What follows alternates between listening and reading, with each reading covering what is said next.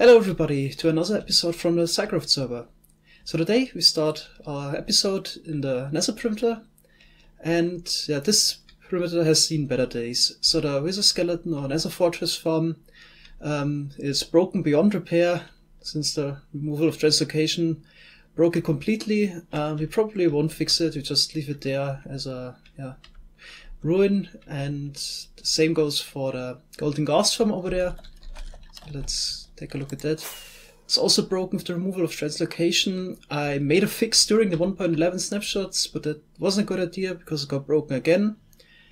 Then I made another fix for the final 1.11 version together with T5, and the farm also was broken again. So now in 1.11.2 basically we need another fix. T5 already fixed the farm, and I haven't shown the video yet, or T5, but we're probably gonna wait since we have so much gold and ghast tiers. It's probably not worth it to fix those farms all the time if Mojang decides to break them. So the reason why we're here is, we want to talk about our Nether fortress and gold farm situation. We basically need something new. Don't see any point in fixing all of that stuff here. So probably just keep it. We could still use it if we go to a lower version at some point. We probably will release World or Not at some point, and then you could use all the farms in lower versions. So the plan is to make a completely new Nether perimeter and build a new Nether fortress farm. So we had to search for a suitable location. The nearest Nether fortress was unfortunately 4,000 blocks away. Because we needed a fortress with triple intersections. We're not sure yet on the design for the Nether fortress farm, just want to go sure. I think the triple intersection fortress, we can't go wrong. So of course we need to make a way to get there quick, because walking there all the time, it just takes too long. To walk there 15 minutes just to go to the new perimeter site, it's not an option. So basically we had two options. Option one is making a new piston bolt there. But building those piston bolts is a lot of effort. So you need to make one for two directions, make a large tunnels. We also like to build something nice around it. So that would have been too much effort. So we went with the second option, which is building an ice tunnel, where we can use the fast boats and ice. So still, building a 4-kilometer long tunnel took a lot of time and a lot of resources. We almost spent all of our nether wards for those red nether bricks we used there. So we also need a new nether ward farm because the old one is also broken. Also some 1.9 changes. So we had to spend a lot of time and materials into this simpler ice tunnel already. The piston bolt would have been insane. So you can see every 500 blocks I made some markers out of those ghost blocks to get some orientation how far is the destination away. And it's a little bit sad that the third option was removed, the translocators. So they would have been even faster than the boats on ice, and it's a lot more convenient to just go into the translocator and arrive at the destination 1 or 2 minutes later, and you could do something else meanwhile, make something to drink or whatever. So with the boats, of course, we have to steer it. Also, there's a left turn at some point, so we would have preferred the translocators. Also, it's a little bit of a shame that the translocation got removed.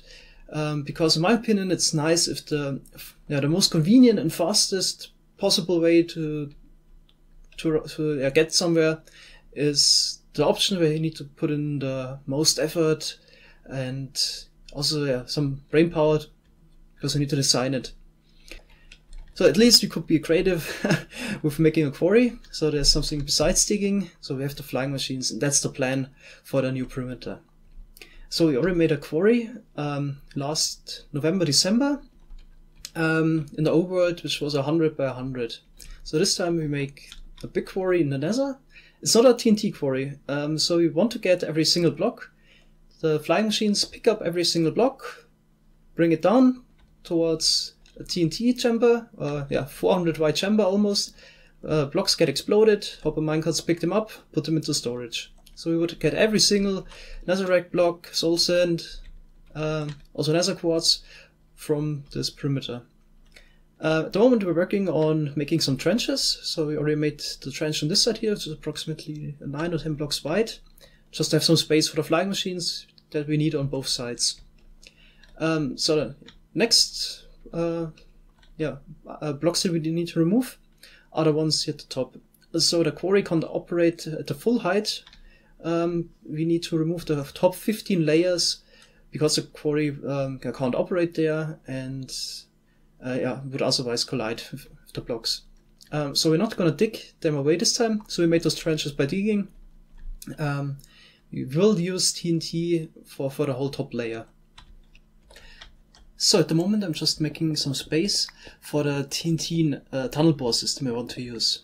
So we will have a TNT tuber that would activate, and then a few seconds later we shoot the TNT forwards, and just with the right distance in front of the TNT tunnel bore, the TNT would explode, and it takes out enough netherrack so the TNT flying machine could fly through the hole that we make later. The only thing we need to do is remove some lava afterwards, because that would of course break or ignite the TNT and break the flying machine, because we could get updates that we don't want, etc. So I just need some space here. So basically we make a small TNT tunnel bore here. So I also have to dig 15 blocks down. So we have enough space for the first TNT tunnel bore, which makes space for the wider one. So probably we'll have 4 or 5 TNT tubers on this side. Then we drive them forwards for 300 blocks to make a little trench here. And then we build the wide TNT tunnel bore, which will be 360 blocks long, or maybe we split it up into 2 parts to get rid of all the blocks in that direction. Also, the nice effect, if it works out, will be that we probably can get a lot of quartz out of it. So the tunnel bore uncovers thousands of blocks of each iteration, and you just have to pick them up afterwards. So this might be even a good solution to get a lot of nether quartz. So while I'm busy digging here, I could also talk about the quarry we want to build. The last quarry that we built last year was a 100 by 100 quarry in the overworld. It took 10 days to finish completely, and this time the volume of blocks is a lot higher. So it was a 100 by 100 quarry last time, this time it's a 360 by 360 quarry. Also we started at a higher altitude, because the nether starts at 120, so we have to start at a higher altitude than the overworld, and the volume of blocks is approximately 20 times higher. So it would take, with the old quarry concept, it would take about 200 days, which is not really acceptable. Also it would create too much lag. Meanwhile, we made, with the help of the new observer blocks, a new quarry concept, which is about twice as fast. So we hope this quarry will finish in 100 days. And the goal is that this quarry would run while nobody's in the server. So we don't even need some kind of a second account to stand at the quarry to load it. The plan is to keep this completely loaded with a hopper grid. And the quarry is also quite lag friendly, so it should be about the same strain on the server as having a normal 250 village iron farm running. So we'll always run in the background, sometimes to make a save, to save the progress, because our provider also sometimes has some issues and then the server goes down. This would break the quarry. So we'll probably make a backup every 3 to 4 days, and we will hope that this would finish completely in 100 days then. So meanwhile we can work on other projects, and this just runs on the side. Get a lot of netherrack and quartz, and it's also a lot better to build this quarry than dig everything by hand or use some kind of a TNT system. So we're gonna save a lot of work. So it took me a while, but the first flying machine is built up. I hope it works. Let's test it out. I just need to give an update to this piston here for flint and steel. TNT ignites and propel forwards, blows it up. Perfect! So I should have brought more flint and steel, I guess. Just have the one here for mending and unbreaking. So I should get 250 uses out of it. Probably need more. Okay, this works perfectly. So the only thing that would happen at some point that we get a lava source, then I need to go and remove it. And also, if, like this. And if I can, I want to get the quartz. Okay, So I need to drive this forwards 300 blocks, and then we can build the big flying machine for that direction. So it's been going great so far, made a lot of progress already, and it's definitely more convenient than digging. So just have to activate the spot every 10 seconds, then watch if you get new lava sources, quickly remove them, and get back there. What's a little bit inconvenient is reaching the butt, but I made this little walkway here, the machine makes it almost by itself, just have to fill in some netherrack here and there, and I can easily activate the butt. Also, what's super important while designing this machine was that you get the right trajectory. So that's why we have, let's quickly remove that, that's why we have those glass blocks here in the front. The TNT bounces against it, so they would descend afterwards. You can see here, they bounce against and then just explode in the correct height. It's also what's of course super important is to get the right timings. So in the back we have some delay, and the bottom part just gets activated in the right moment. TNT sometimes has a little bit offset to the side, but it shouldn't be a problem. So I tested this out a while ago when I designed it. It was no problem. I ran it for a few hundred blocks and it was really reliable. As you can see here, the floor is really taken out perfectly. That's the correct height. Oh yeah, got some ghost blocks, don't be confused. The machine always is able to go over the floor. So in total we take out a 12 high chunk of blocks. There are 3 layers of blocks left that we have to remove. I guess we're just gonna dig those. So it's 360 by 360 times 3. Oh, that's a lot to dig. Another option would be to build a second of those machines, just a little bit lower. But I guess we're just probably gonna dig it. Building those machines is also quite a lot of effort, and it's mostly worth it if you need to dig a long tunnel or clear out a huge amount of blocks. Also, it's just more convenient if you can watch the machine doing stuff and just have to operate it. The digging is really annoying. Okay, so I guess this is actually a good opportunity for time lapse. So get the replay mod out and make a quick time lapse.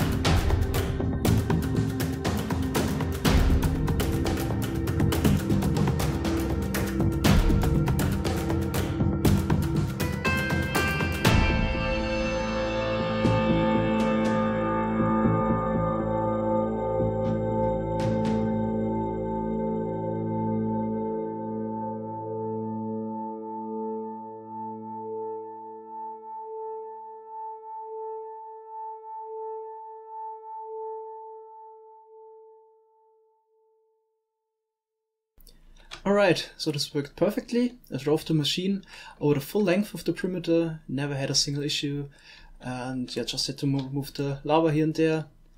Took about a little bit over an hour, and the machine removed approximately 70,000 netherrack. So it's definitely more convenient to build something like this than the monotonous task of breaking blocks. That's for sure. Yeah, one thing I need to mention, I haven't done it yet.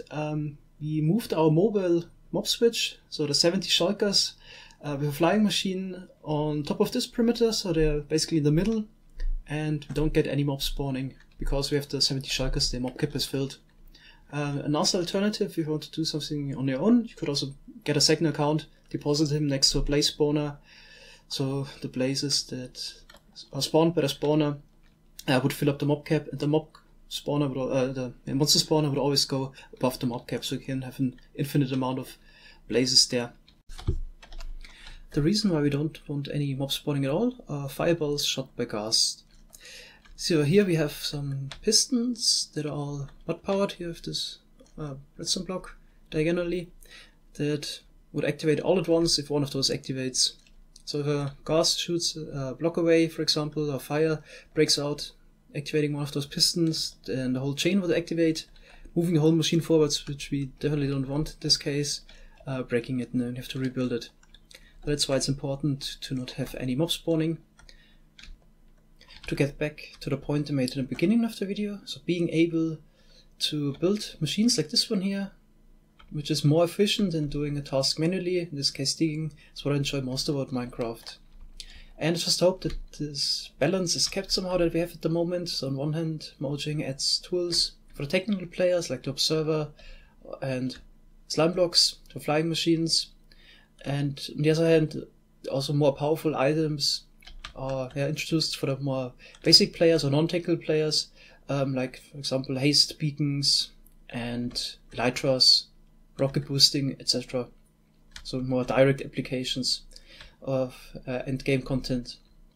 And I just hope that this would stay this way, so that not at some point if we have super OP pickaxes like in modern Minecraft that would break 3x3 of blocks or 5x5, like in Tinker's Construct, for example, or one block quarry, etc. So hope there will be a place of tackling Minecraft also in the future. But on the other hand, if you look at the current development in PE, you should be glad that they don't sell OP pickaxes for 10,000 coins to marketplace yet. Okay, so now we have enough space to build the new flying machine. So it would start here, and then we just go in this direction and bomb all the blocks away. I'm probably gonna split it up into two parts. They were 180 blocks long. This was just 15 blocks. Building this would take a lot longer. Definitely don't have time left today to do that. Hope for some help from the other SciCrafters so we can break those blocks. Also, I didn't forget about the red mushroom farm, but it was more important to finish this project here since we required the space now to build the quarry, and the red mushroom farm can wait. So probably gonna work on the red mushroom farm in one of the next videos again. Okay, so thanks a lot for watching, have a nice day, bye bye!